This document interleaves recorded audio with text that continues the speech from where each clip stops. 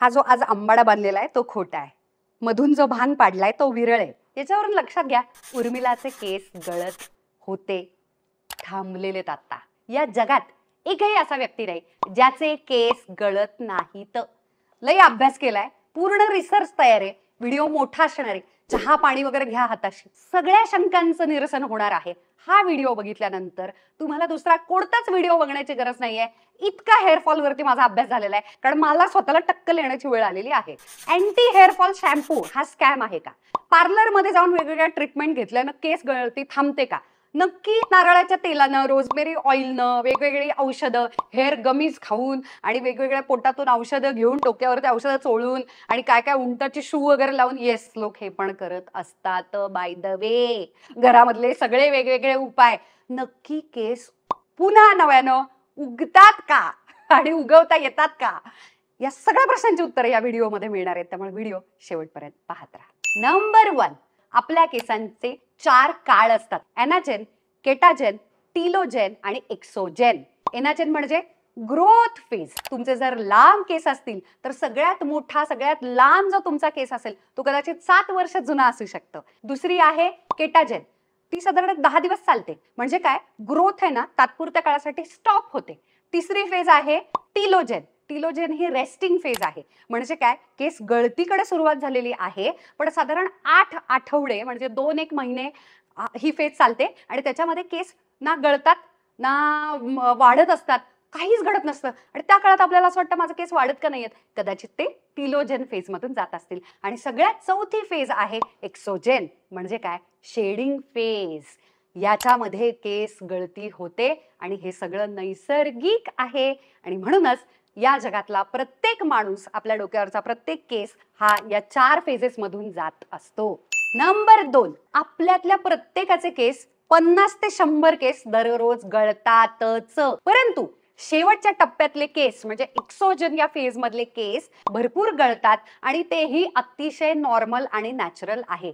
पण लोकांना वाटायला लागतं की मला हेअरफॉलचा प्रॉब्लेमच सुरू झाला. हा हेअरफॉलचा प्रॉब्लेम नाही, हे एक्सोजन काळामध्ये त्या फेज मधून जात असतात. मग नक्की हेअरफॉलचा प्रॉब्लेम हे कशाला म्हणायचं? जेव्हा तुमचे केस उगवण्याचा जो काळ असतो, जो टप्पा आहे एनाजेन, त्याच्यातून डायरेक्ट ते टीलोजन किंवा एक्सोजन काळामध्ये गेले, रेस्टिंग फेज मध्ये, आणि उगवतच नाहीयेत नवीन, तेव्हाच फक्त तुम्हाला खऱ्या अर्थानं हेअरफॉलचा प्रॉब्लेम सुरू झालेला आहे. नंबर 3, अचानक केस गळतीचा प्रॉब्लेम सुरू होतो असं आपल्याला वाटतं. सगळ्यात मोठं कारण आपले केस गळण्याचं आहे mental stress, physical stress. Mental stress म्हणजे फायनान्शियल असू शकतो, पैशांची चिंता असू शकते, आपल्या मुलांची चिंता असू शकते, रिलेशनशिप्स मध्ये काही प्रॉब्लेम्स असू शकतात आणि त्याच्यामुळे आपण कंटिन्युअसली त्याचा विचार करू शकतो आणि त्याच्यामुळे तो येणारा एन्झायटी आणि स्ट्रेस असू शकतो. किंवा फिजिकल स्ट्रेस म्हणजे खाण्यातून अजिबात जीवनसत्व, चांगले न्यूट्रिशियस तुम्हाला फूडच आत पोटामध्ये जात नाहीये, प्रोटीन इंटेक प्रचंड लो आहे, झोप पूर्ण होत नाहीये, हा फिजिकल स्ट्रेस आहे. आणि तिसरा मुद्दा म्हणजे तुम्ही कोणत्या तरी मोठ्या आजारातून गेलेला आहात. आता तुम्ही मला असं विचाराल की पण आम्हाला तर आता अजिबातच डेंग्यू किंवा आजार किंवा आमचं ऑपरेशन झालेलं नाहीये, किंवा आता तर मी अजिबातच डिलिव्हरी केलेली नाहीये, चाइल्ड बर्थ वगैरे नाही, किंवा मला कसला स्ट्रेस पण नाहीये, मग माझे केस आता का गळतायत? त्याचं कारण असं, केस गळण्यासाठी म्हणजे खालून अतिशय आपल्या स्किनच्या खालच्या लेअर पासून पूर्णपणे मुळासकट केस पूर्णपणे गळून जाण्यासाठी, फॉल होण्यासाठी 3 महिने लागतात. तर सरासरी अंदाजे 3 महिन्यानंतर मागच्या स्ट्रेसमुळे आता केस गळती व्हायला सुरुवात होते. नंबर 4, केसांची गळती या आजाराला नाव आहे, त्याला म्हणतात अँड्रोजेनेटिक ॲलोपेशिया. अँड्रोजेन नावाचं हॉर्मोन आहे, ते आपल्या केसांना पातळ करतं, ज्याला हेअर थिनिंग असं म्हणतात. म्हणजे काय, भरपूर वेळा खरं तर हेअर फॉलचा प्रॉब्लेम नसतो आपल्याला, हेअर थिनिंगचा प्रॉब्लेम असतो. केसांच्या मुळांनाच ते पातळ पातळ पातळ करायला लागतं, असं हे अँड्रोजेन हॉर्मोन असतं. आणि दुसरा भाग जेनेटिक. जेनेटिक्स म्हणजे काय, अनुवंशिकता. मग अँटी हेअरफॉल शॅम्पू किंवा माझा शॅम्पू चुकला याचा काय संबंध आहे? अँड्रोजेनेटिक ॲलोपेशियामध्ये याचा संबंध नाही. त्याचं कारणच असं, मेल आणि फिमेल पॅटर्न हेअरफॉल असंच त्याला म्हणतात. या हेअरफॉलला टाईप आहे, नाव आहे, की ज्याच्यामध्ये साधारण फ्रंटचे केस मागे मागे जायला लागतात. पुरुषांमध्ये हेअरलाईन मागे मागे जायला लागते. स्त्रियांमध्ये सुद्धा चाइल्ड बर्थ नंतर मला सुद्धा स्वतःला जाणवते, जिथे आपले केस सुरू होतात तीच लाईन मागे मागे मागे मागे जायला लागते. आणि दुसरी गोष्ट, क्राऊन एरिया म्हणजे हा माथ्याचा एरिया, इथे हेअर थिनिंग व्हायला लागतात, म्हणजेच केस पातळ होतात. म्हणूनच मी या व्हिडिओच्या सुरुवातीला सांगितलं की भांग पाडायचा आणि तो भांग विरळ होतोय की दाट भांग पाडला जातोय हे चेक करायचं. याच्यावरून कळतं की आपल्याला मेल आणि फिमेल पॅटर्न हेअरफॉल झालेला आहे का, म्हणजेच अँड्रोजेनेटिक ॲलोपेशिया आपल्याला झालेला आहे का. नंबर 5, आता आम्हाला कळलेलं आहे की याला अँड्रोजेनेटिक हेअरफॉल वगैरे म्हणतात. जगभरातला कुठचाही डॉक्टर किंवा कॉस्मेटिक्स, नायका, ॲमेझॉन, जे जे हेअर ग्रोथ सिरम आहेत, जे जे तुम्हाला विकतात, याच्यामुळे केस नव्यानं उगवतील, वाढतील वगैरे वगैरे, या सगळ्यामध्ये एकच औषध लपलेलं आहे आणि त्याचं नाव आहे मेनॉक्सिडिल. आणि मेनॉक्सिडिल असतं, ऍक्च्युली हे तयारच झालेले बीपीचं औषध आहे. येस, ज्यांना ज्यांना ब्लड प्रेशर हाय होत होतं त्यांना त्यांना जेव्हा मेनॉक्सिडिल त्यांना कंट्रोल होतो बीपी असं औषध दिलं, तेव्हा असं लक्षात आलं त्या रिसर्च मधून की आईच्या गावात यांचा बीपी तर नॉर्मल होतोय, पण यांचे केसही नव्यानं वाढतायत. आणि मग त्याचं डायल्युटेड व्हर्जन आणि स्प्रे करण्याचं व्हर्जन केसांना औषध म्हणून बाजारात आलं आणि त्याला नाव आहे मिनॉक्सिडिल. पण लोकांना असा प्रश्न पडतो की मिनॉक्सिडिल जर मी सुरू केलं तर त्याचे साईड इफेक्ट पण आहेत, 100% आहेत. ते पण तुम्हाला सांगते. माझ्या डॉक्टरनं जेव्हा मला मिनॉक्सिडिल लिहून दिलं आणि मी ते औषधाच्या दुकानातून आमच्या जवळच्या विकत घेतलं, लावायला सुरुवात केली, बघते तर काय, तुम्हाला गंमत माहितीये का, इतका हेअरफॉल, अजूनही हेअरफॉल होतोय. त्याचं कारण असं, मुळात मी तुम्हाला मगाशी सांगितलं तसं केस गळतीचा काळ 3 महिने असतो. मिनॉक्सिडिल हे तुमचं ब्लड सर्क्युलेशन वाढवतं, कारण की ते बीपी साठीच तयार केले गेलेलं औषध आहे, रिमेंबर. सो जे आपलं ब्लड वेसल्स आहेत तर त्याला ते पातळ करून पटापट ब्लड फ्लो, ब्लड सर्क्युलेशन वाढवतं. आणि त्याच्यामुळे काय होतं, जेव्हा स्प्रे केल्यानंतर लवकर जो कमकुवत केस आहे तो पटकन आधी गळतो, तर त्याच्या जागी नवीन केस यायला लागणार ना. तुमच्या केसांची किती गळती झाली आहे याच्यावरून 2%, 5% आणि 10% असे वेगवेगळे टक्के मिनॉक्सिडिलचे बाजारात अवेलेबल असतात. असं जाऊन डायरेक्ट औषध, आता उर्मिलाचा व्हिडिओ बघितलाय म्हणून तुम्ही औषधाच्या दुकानात जाऊन मिनॉक्सिडिल विकत घेऊ शकत नाही, कारण जास्त डोसेज जर तुम्ही चुकून घेतलं तर अजून एक त्याचा साईड इफेक्ट आहे की ते जेव्हा गळतं तेव्हा दाढी सुद्धा यायला लागते. येस. आता त्याच्या पुढची गोष्ट, काहींना मिनॉक्सिडिल जे ब्लड फ्लो वाढवतं ना, काहींना डोकेदुखी किंवा मायग्रेनचा त्रास होतो. त्याच्यामुळेच 2% वापरायचं, 5% की आता इतका हेअर लॉस झालाय लवकरात लवकर 10% जायचं. स्त्रियांनी कोणती टक्केवारी वापरायची हे सगळं डॉक्टर ठरवतात. नंबर 6, डॉक्टरांनी केस गळती थांबून केस वाढीच्या ज्या गोळ्या दिल्यात पोटातून घ्यायच्या, त्या घेतल्यानं खरोखरीच केस वाढतात का? त्याचं उत्तर आहे होय. जनरली या ओरल मेडिकेशन्समध्ये DHT ब्लॉकर असतं. DHT ब्लॉकर्समध्ये 2 पद्धतीचे ब्लॉकर्स असतात, एक म्हणजे फिनास्टेरॉइड आणि दुसरं म्हणजे ड्युटास्टेरॉइड. पण Amazonवरून आम्ही गोळ्या विकत घेतल्या, आमच्या शेजारच्या मेडिकल स्टोअरमधून विकत घेतल्या. कुठचं तरी मस्त एक जाहिरात आली इंटरनेटवरती, ज्यांनी असं सांगितलं या गोळ्या खा आणि केस वाढतील. या गोळ्या अजिबात खायच्या नाहीत. त्या DHT ब्लॉकर्सच्या जरी असल्या तरी सुद्धा या सगळ्यांना साईड इफेक्ट आहे आणि हा साईड इफेक्ट डेंजर आहे. फिनास्टेरॉइडचा साईड इफेक्ट आहे erectile dysfunction, rash, allergy, depression, dizziness म्हणजे चक्कर येणं, स्वेलिंग, सूज अख्ख्या अंगाला, बॅक पेन, हेडेक. त्याच्यानंतर ड्युटास्टेरॉइडच्या गोळ्यांनी सुद्धा साईड इफेक्ट होऊ शकतो, तो म्हणजे एक्स्ट्रीम फटिग, म्हणजे सतत सतत थकवा येतोय. त्याच्यानंतर चेस्ट पेन, इरेग्युलर हार्टबीट, ब्रीदिंगमध्ये इरेग्युलॅरिटी, या सगळ्या साईड इफेक्ट्स मधून तुम्हाला जावं लागेल जर तुम्ही DHT ब्लॉकरच्या उत्तम मेंटेन केलेल्या, तुम्हाला डॉक्टरांनी सजेस्ट केलेल्या तुम्हाला गोळ्या खायच्या आहेत. नंबर 7, घरगुती उपाय म्हणजे मेथ्या जर आम्ही खाल्ल्या, त्या मेथ्या भिजलेलं पाणी दुसऱ्या दिवशी प्यायलं सकाळी, कांदा आणि लसणाचं पाणी तेलामध्ये उगाळलं आणि ते आम्ही इथे लावलं, काय होईल? यानं केस वाढतील का? केस गळती पूर्णपणे थांबेल का? याचं उत्तर आहे हो पण आणि नाही पण. हो याच्यासाठी हे अजिबात गुणकारी नाही असं नाही, पण अशा या नॅचरल DHT ब्लॉकरच आहेत ते खरं तर, कांदा, लसूण किंवा मेथ्या सुद्धा. याच्यावरती ना फार संशोधन झालेलं नाही, याच्यावरती एखादा दुसरा रिसर्च किंवा स्टडी आहे. आपल्याकडे एक्झॅक्ट असे उदाहरणं नाहीयेत की भयानक केस गळती सुरू आहे, पण फक्त मेथ्याचं पाणी प्यायलं आणि त्याच्यामुळे केस गळती 100% थांबली आणि नव्यानं आता केस उगवायला लागले. उलट तुम्ही जर प्रेग्नंट असाल आणि तुम्ही मेथ्याचं पाणी प्यायला लागलात केस वाढीसाठी, खूप जर जास्त प्रमाण झालं, लक्षात घ्या, जेव्हा आपण घरगुती उपाय करतो आपल्याला त्याचा डोस कळत नाही की किती प्यावं, किती नाही प्यावं, किती चावून मेथ्या खायचा, याचा जर अंदाज चुकला आणि काही गोष्टी अति प्रमाणात झाल्या, जर तुमच्या पोटामध्ये मेल बेबी असेल तर त्याच्यावरती सुद्धा परिणाम होतो. हा संशोधन, रिसर्च सांगतो. हे मी माझ्या मनातलं काहीतरी तुमच्याबरोबर शेअर करत नाहीये. म्हणूनच या गोष्टींचा गुण येत नाही असं नाहीये. मेंटेनन्ससाठी ह्या गोष्टी खूप चांगल्या आहेत. म्हणजे मेथ्या खाल्ल्याच पाहिजेत, त्या गुणकारी आहेत, त्यानं केस खूप छान दाट मजबूत राहतात. त्याच्यामुळे हेअर थिनिंगच व्हायच्या आधी, हेअर फॉलच सुरू व्हायच्या आधी केस उत्तम राहावेत, मस्त मजबूत राहावेत. म्हणजे मेंटेनन्ससाठी हे सगळे उपाय खूप चांगले आहेत. परंतु जर तुम्हाला ऍक्च्युली हेअरफॉलचा प्रॉब्लेम सुरू झाला, तुम्हाला दिसायला लागलं की आपल्या भांगामध्ये आता कमी केस राहिलेत, डॉक्टरकडे जा आणि proper chemical based DHT blockers म्हणजे औषधं आणि गोळ्या आणि त्याच्यावरचे उपाय जे USFD अप्रूव्ड मेडिसिन्स आहेत ते घ्यायला सुरुवात करा. Number 8, rosemary oil. Okay, rosemary नावाचं एक प्रकार आहे पानाचा, झाडाचा. ते लई फेमस झालं अचानक. Amazonवरती ते तेल मिळायला लागलं. त्यानं केस गळती थांबून नव्यानं केस वाढायला लागतात का? त्याचं उत्तर आहे नाही. त्याचं कारण असं, मी हे ट्राय केलेलं आहे. दुसरं कारण फक्त माझ्यावरून घेऊ नका. एक स्टडी झाला, 50 लोकांना फक्त हे रोजमेरी ऑइल लावायला दिलं आणि 50 लोकांना मिनॉक्सिडिल दिलं, जे फक्त 2% आहे. तेव्हा असं लक्षात आलं, मिनॉक्सिडिलनं जो रिझल्ट मिळतोय तो सेम रिझल्ट रोजमेरी ऑइल केसांच्या मुळांशी चोळून लावल्यानं आला.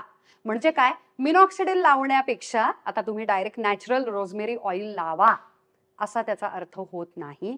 कारण 50 लोकांच्या रिझल्टवरून, त्या संशोधनावरून मिलियन्स आणि बिलियन्स लोकांवरती हा प्रयोग करता येणार नाही. कारण की हा मुळात स्टडीज खूप कमी लोकांवरती झालेला आहे.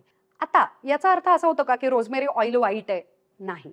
पुन्हा एकदा मला तेच सांगायचंय, जेव्हा तुमचा खऱ्या अर्थानं हेअरफॉल सुरू होतो, डेंजर, तुम्हाला औषधच पोटातून घ्यायला पाहिजे आणि तुम्हाला डॉक्टरांकडेच जायला पाहिजे. नंबर 9, नारळाचं तेल लावल्यानं, एरंडेल तेल लावल्यानं केस गळती पूर्णपणे थांबते का आणि नव्यानं केस उगवायला लागतात का? उत्तर आहे नाही. जेव्हा तुम्हाला अँड्रोजेनेटिक हेअरफॉल सुरू होतो अशा वेळेला अर्जंट उपायच फक्त काम करतो आणि तो म्हणजे डॉक्टरकडे जाणे आणि त्यांनी दिलेलं सिरम किंवा हेअर स्प्रे लावणे आणि पोटातून गोळ्या घेणे. तेल काय करतं? तेल हेअर कंडिशनिंगचं काम करतं. आणि दुसरं, तुम्ही म्हणाल तर केसांच्या मुळांशी मस्त चोळून लावलं जातं, त्यानं काय होतं सांगू? ब्लड सर्क्युलेशन वाढतं. मिनॉक्सिडिल काय करतं? ब्लड सर्क्युलेशन वाढवतं. पण मिनॉक्सिडिल लावल्यानंतर ब्लड वेसल्स पातळ होतात आणि ब्लड सर्क्युलेशन, जोपर्यंत ते औषध तुमच्या केसांमध्ये आहे तेवढे तास ब्लड सर्क्युलेशन वाढतं. तेल जेव्हा केसांना चोळता आणि मसाज केला जातो तेव्हा किती होणार आहे ब्लड सर्क्युलेशन? 5 मिनिटं. म्हणून हे सगळे नैसर्गिक उपाय, सगळे आयुर्वेदिक तेल, हे सगळे मेंटेनन्ससाठी कमाल आहेत. पण तुम्हाला हेअरफॉलचा, केस गळतीचा सिव्हिअर प्रॉब्लेम मात्र सुरू झाला तर मात्र तुम्हाला डॉक्टरांकडे जायलाच लागतं. नंबर 10, अँटी हेअरफॉल शॅम्पू हा स्कॅम आहे का? मला कॉन्टेंट क्रिएटर म्हणून नुकताच एक अँटी हेअरफॉल शॅम्पूचं प्रमोशन करा आणि त्याचे लाखो रुपये. तुमच्याबरोबर खरं बोलत असते, प्रामाणिकपणे इतके वर्ष मी काम करते म्हणूनच तुम्ही माझे व्हिडिओ बघताय आणि मी टिकून आहे. तो पैशांचा आकडा बघून मला खूप मोह झाला, पण मी त्यांना नाही सांगितलं कारण की मला लगेचच मला रिसर्च आणि हा अभ्यास माझा झाल्यामुळे आणि स्वतःचे केस गळत असल्यानंतर आपण तर आणि अभ्यास करतो, माझ्या लगेचच लक्षात आलं हा स्कॅम आहे. मला एक सांगा, मिनॉक्सिडिल असेल, DHT ब्लॉकर्स असतील, औषधं पोटातून जे जातात, हे स्किनचे जे लेयर्स आहेत ना त्याच्या आत जातं. केसांचं मूळच त्वचेच्या कित्येक लेयर्सच्या खाली असतं. शॅम्पू एवढे त्वचेच्या लेयर्स भेदत भेदत आतपर्यंत जातो का? नाही जात. या शॅम्पूनं तुमचा हेअरफॉल थांबेल असं जर तुम्हाला कोणी सांगितलं तर ती तद्दन जाहिरात आहे. त्यानं फक्त तुमचे केस छान स्वच्छ होणार आहेत, कमी डॅमेज होतील, डॅमेज असेल तर थोडेसे रिपेअर होतील, गळती थांबत नाही. मग आपण शॅम्पू कशाला लावायचा? सांगते. आपल्या केसांच्या मुळाशी ऑइल ग्लँड्स असतात आणि त्या भरपूर असतात आणि त्यामुळे आपल्या केसांच्या मुळाशी त्वचेवरती सतत तेल चिकटपणा असतो. तो चिकटपणा तेल बाहेरच्या धूळ, प्रदूषण, घाण या सगळ्याला अट्रॅक्ट करतं आणि तिथे सतत घाण बसलेली असते आपल्या डोक्यावरती. आणि म्हणूनच जेव्हा आपल्या अंगाचा वास येतो तेव्हा सगळ्यात पहिला वास आपल्या माथ्यामधून येतो, कारण तिथे पण घाम डिपॉझिट होतो. हे सगळं जर आपण धुतलं नाही तर काय होणार? इचिंग सुरू होणार, डोक्यामध्ये वेगवेगळे त्वचेचे आजार सुरू होणार, त्याच्यानंतर फोड, ॲक्ने येणार, खाजायला लागणार, डॅन्ड्रफ होणार. हे सगळं होऊ नये आणि केसांच्या मुळाशी स्वच्छता राखावी, फक्त स्वच्छता राखावी याच साठी शॅम्पू असतो. एवढंच शॅम्पूचं काम आहे. नंबर 11. आता पुढचा प्रश्न तुम्ही मला विचाराल की मग शॅम्पू नक्की कोणता चांगला, कोणता वापरू? 2 पद्धतीचे शॅम्पू असतात, मेडिकेटेड शॅम्पू आणि कॉस्मेटिक शॅम्पू. कॉस्मेटिक शॅम्पू म्हणजे नायका, तिरा, ॲमेझॉन सगळ्या दुकानांमध्ये इझिली जे अवेलेबल असतात ते. मेडिकेटेड शॅम्पू म्हणजे जे डॉक्टर आपल्याला लिहून देतात. उदाहरणार्थ पस वगैरे फोड येत असेल तर बिटाडिनचा शॅम्पू डॉक्टर लिहून देतात. त्याच्यानंतर ऑइलीनेस खूप जास्त आहे तर सॅलिसिलिक ऍसिड असलेला शॅम्पू आपल्याला लिहून देतात वगैरे वगैरे. हे झाली औषधी शॅम्पू, डॉक्टर देतात ते. आता कॉस्मेटिक शॅम्पू जो आपण जाऊन विकत घेतो डॉक्टरांकडे न जाता, त्याचं काय करायचं बुवा? त्याच्यामध्ये पण 2 प्रकार आहेत. 5.5 pH बॅलन्स असलेला कोणताही सौम्य छान शॅम्पू आपण दररोज वापरू शकतो. मला एक मुलगी म्हणाली 3-3, 4-4 हजार रुपयाचे शॅम्पूज फक्त चांगले असतात, त्यानं आमच्या केराटिन वगैरे सगळ्या त्या ट्रीटमेंट वगैरे सगळं ते नीट राहतं आणि तसले महागाचे शॅम्पू फक्त चांगले काम करतात. चूक, हे चूक आहे. मग हे सल्फेट फ्री शॅम्पूचं जे फॅड आले ना ते पण तुम्हाला मी सांगते. मला एक सांगा, सल्फेट असल्यामुळे आपलं स्काल्प खऱ्या अर्थाने अतिशय स्वच्छ निघणार आहे. त्यानं शॅम्पूला ताकद येते, शॅम्पू स्ट्रॉंग होतो आणि तो तेवढा किमान स्ट्रॉंग शॅम्पू कॉमन मॅननं वापरलाच पाहिजे, ज्याचे केस ऑलरेडी फ्रीझी आहेत. माझ्यासारखे झाडू झालेत, ऑलरेडी डॅमेज झालेत ट्रीटमेंटनं, किंवा ऑलरेडी केस कुरळे आहेत, अशाच लोकांनी फक्त सल्फेट फ्री शॅम्पू वापरायचा. बाकीच्या सगळ्यांनी सल्फेट असलेला शॅम्पू वापरला तरी चालेल, नाहीतर तोपर्यंत तुमचा स्कल्प खऱ्या अर्थानं क्लीनच होणार नाही. नंबर 12. आता कंडिशनर कोणता लावायचा? जेव्हा आपण केसांच्या मुळाशी शॅम्पू लावतो ही सगळी घाण निघण्यासाठी, इथली त्वचा स्कल्प पूर्ण स्वच्छ होण्यासाठी, तेव्हा तिथलं नैसर्गिक तेल जे असतं, मॉइश्चर जे असतं ते पण उडतं ना. आणि ते उडल्यामुळे केसांच्या एंडला म्हणजे शेवटाला सगळा केसांचा झाडू होतो, तिकडचं पण नैसर्गिक तेल निघून गेलं, मॉइश्चर निघून गेलं. मग त्याचे रेप्लिका म्हणजे बाहेरून कंडिशनर घ्यायचा आणि तो मुळांशी अजिबात नाही लावायचा. कानापासूनचे जे आपले केसांचा एंड आहे, शेवट आहे, तिथे सगळीकडे कंडिशनर छान चोळायचा, जो नैसर्गिक तेलासारखं छान काम करतं. त्याचा केस गळतीशी काही संबंध नाही. नंबर 13. आता मुलं मला लगेचच प्रश्न विचारतात, याचा खरं वेगळा व्हिडिओ व्हायला पाहिजे, पण तरी सुद्धा आम्ही हेअर वॅक्स लावतो, आम्ही हेअर जेल लावतो, हेअर स्प्रे मारतो, यानं आमचे केस गळतात का? त्याचं उत्तर आहे अजिबात नाही. कारण हेअर वॅक्स किंवा हेअर जेल किंवा हेअर स्टायलिंगचे प्रॉडक्ट्स हे त्याच्या मुळाशी, स्काल्पशी मस्त चोळून लावलेच जात नाहीत. ते कुठे लावले जातात? उर्वरित केसांना. त्यानं काय होणार आहे? फार फार तर चिकट होणार आहेत केस. स्टायलिंगचे हे जे असे प्रॉडक्ट असतात ना, मला पण असं होतं, मूस वगैरे लावल्यानंतर डॅन्ड्रफ होण्याचं प्रमाण थोडंसं वाढतं, पण त्यानं हेअर फॉल अजिबात होत नाहीत. जर तुम्ही आदल्या दिवशी हेअर स्टायलिंगचं काही केलं असेल, दुसऱ्या दिवशी 100% शॅम्पू लावून धुवून टाकायचं. नंबर 14.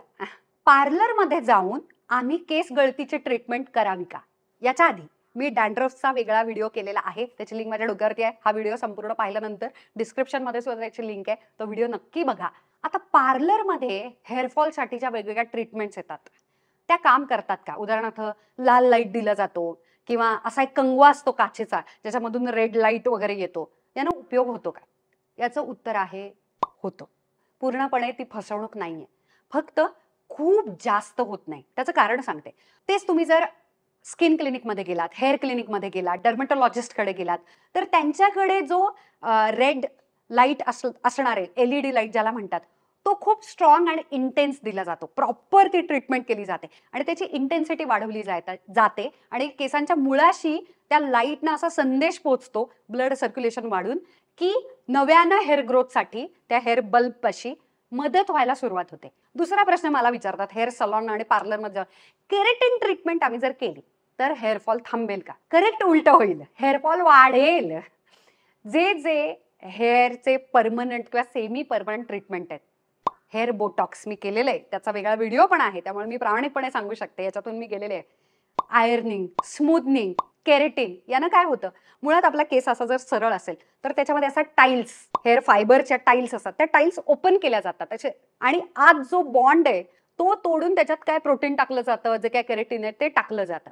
आता काय होतं, 4 महिने केरेटिनचा लई भारी मला एक परिणाम जाणवायला लागतो, स्मूथ हेअर, शाईन. 4 महिन्यानंतर काय होतं, आता ते जे आतलं जो बॉन्ड आहे तो तर तुटलेला आहे, वरती त्याच्या बाहेरच्या ज्या टाईल्स आहेत, फरशा आहेत, त्या ओपन झालेल्या आहेत. त्याच्यामुळे हेअर डॅमेजच जास्त होतं, आणि हेअर डॅमेज जास्त झाल्यामुळे उलट जे काही उरलेले केस आहेत ते पातळ असतात आणि झाडू झालेला असतो. त्याच्यामुळे यानं हेअरफॉलच्या मुळाशी काहीच संबंध नाही, उलट जे उरलेले केस आहेत त्याची क्वालिटी सुद्धा अतिशय खराब व्हायला लागते. त्याच्यामुळे तुम्ही उलट ही अशी कुठची तरी ट्रीटमेंट करून माझा केस गळती थांबेल असं तुम्हाला वाटत असेल तर असं काहीच होत नाही. नंबर 15, जेवणात बदल करून केस गळती थांबते का आणि नव्यानं केस उगवता येतात का? त्याचं उत्तर आहे हो. जे जे सप्लिमेंट्स डॉक्टर देतात ते आपल्याला जेवणातून जर खाणं बदललं, तुमच्या केसांच्या गळतीवरती डायरेक्ट परिणाम जाणवायला लागतो. स्लो होईल पण परमनंट बदल व्हायला लागतो.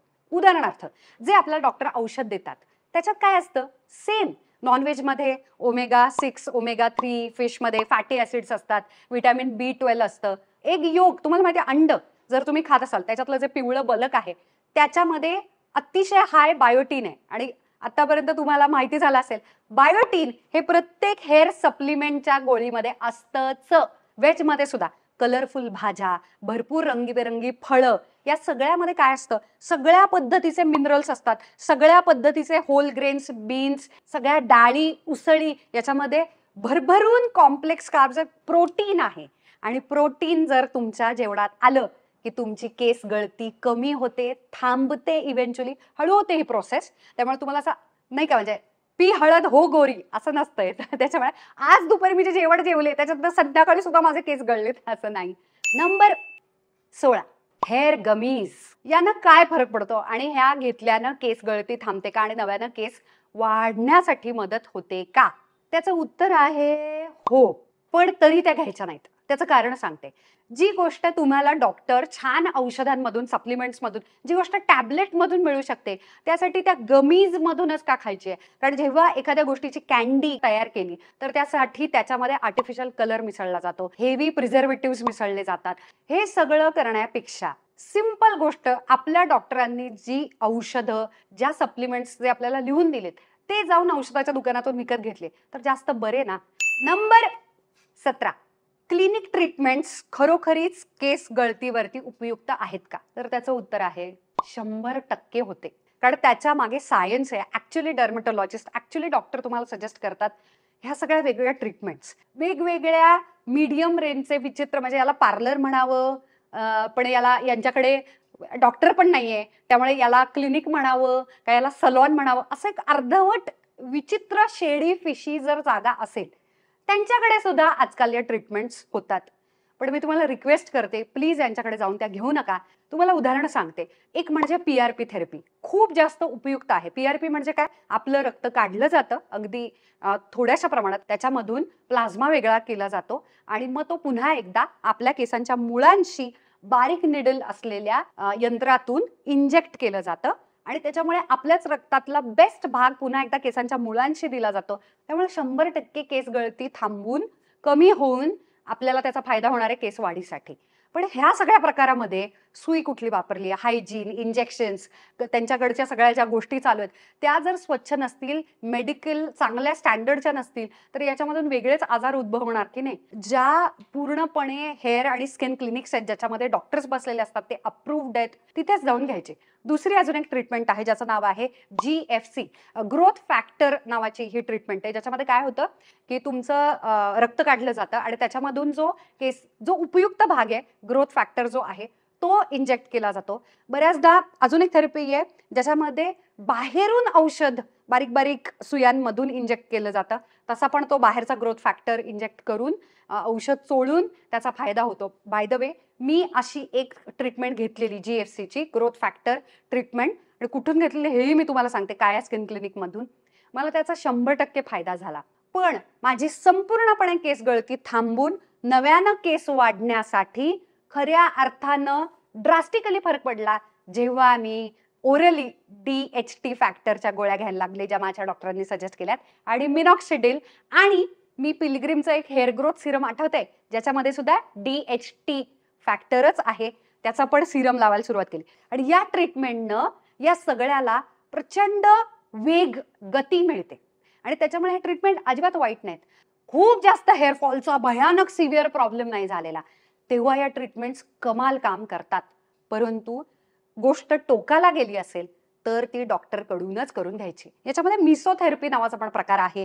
त्याच्यामध्ये एक न्यूट्रिएंट्सचं कॉकटेल असतं, चांगल्या गोष्टी, पुन्हा एकदा औषधांचं, आणि ते औषधं डायरेक्ट हेअर बल्ब असतं मुळाशी आपल्या, तिथे तो इंजेक्ट केला जातो. त्याचा पण प्रचंड फायदा होतो. त्यानं पण हेअरफॉल थांबायला आणि नव्यानं केस वाढायला खूप मदत होते. नंबर 18, हेअर ट्रान्सप्लांट करावं का?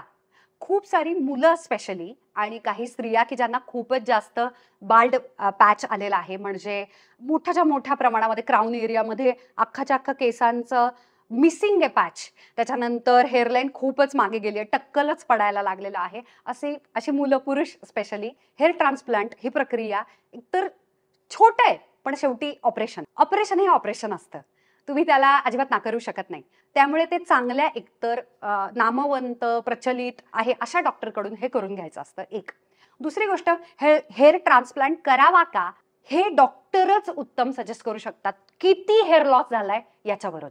त्याचं कारण सांगते. मुळात हेअर ट्रान्सप्लांटमध्ये होतं काय, तर प्रत्येकाचा एक डोनर एरिया असतो. डोनर एरिया म्हणजे काय, साधारण शक्यतो मागच्या बाजूला मेल आणि फिमेल पॅटर्न हेअर लॉसमध्ये सुद्धा तुमचे साईडचे केस जातील, कदाचित फ्रंट जातील, क्राऊन एरियातले पण जातील, पण मागे मात्र सगळ्यांना केस असतात. म्हणून वयोवृद्ध लोकांना सुद्धा मागच्या बाजूला मानेच्या जवळ केस बऱ्यापैकी चांगल्या प्रकारामध्ये असतात.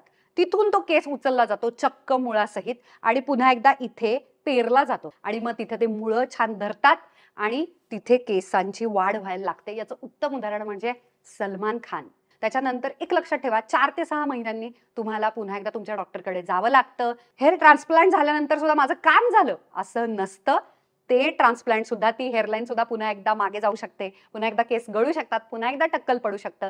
ते होऊ नये यासाठी मेंटेनन्स ठेवावं लागतं. एक लक्षात ठेवायचं, 4 ते 6 महिन्यांनी आता आयुष्यभरासाठी आपली आणि डॉक्टरची मैत्री झालेली आहे. नंबर 19, आणि तो म्हणजे हेअर पॅच विग लावावा का आणि कोणी लावावा. आता हेअर पॅच आणि हेअर ट्रान्सप्लांट, जी व्यक्ती हेअर ट्रान्सप्लांटच करू शकत नाही, किंवा काहींना सर्जरीचे, ऑपरेशनची भीती वाटते, किंवा काहींना एवढे पैसे खर्च करायचे नाहीत, किंवा डोनर एरियामध्ये सुद्धा एवढे चांगले केस नाहीयेत, ते सगळे हेअर पॅचेस सुद्धा मिळतात. म्हणजे फक्त मधल्या भागामध्ये मला टक्कल पडलाय तर फक्त मधल्या भागातला एवढा तुकडा विग छोटासा, तो तिथे पॅच चिटकवायचा. त्याची स्वच्छता ठेवावी लागते, नाहीतर आतल्या बाजूला घाण होऊन वेगवेगळे स्किन डिझीसेस, त्वचेचे विकार तुम्हाला होऊ शकतात. त्याचा मेंटेनन्स असतो. त्याचं उत्तम उदाहरण म्हणजे अमिताभ बच्चन किंवा रजनीकांत यांनी हेअर ट्रान्सप्लांट नाही केलेलं, यांनी हेअर पॅच लावलेला आहे. वेगवेगळे बाहेर केस गळती थांबवून तुमच्या टकलावरती सुद्धा नवीन केस येतील, केस गळती कायमची थांबेल, इकडून केस येईल, तिथून केस उगवला जाईल, वगैरे वगैरे. हे सगळ्या स्कीमा, स्कॅम्स लई आहेत बाजारामध्ये. याच्यामध्ये तुमचे पैसे खर्च होऊ नयेत, वाया जाऊ नयेत, अतिशय शुद्ध हेतू ठेवून अभ्यासपूर्वक व्हिडिओ करण्याचा मी प्रयत्न केलेला आहे.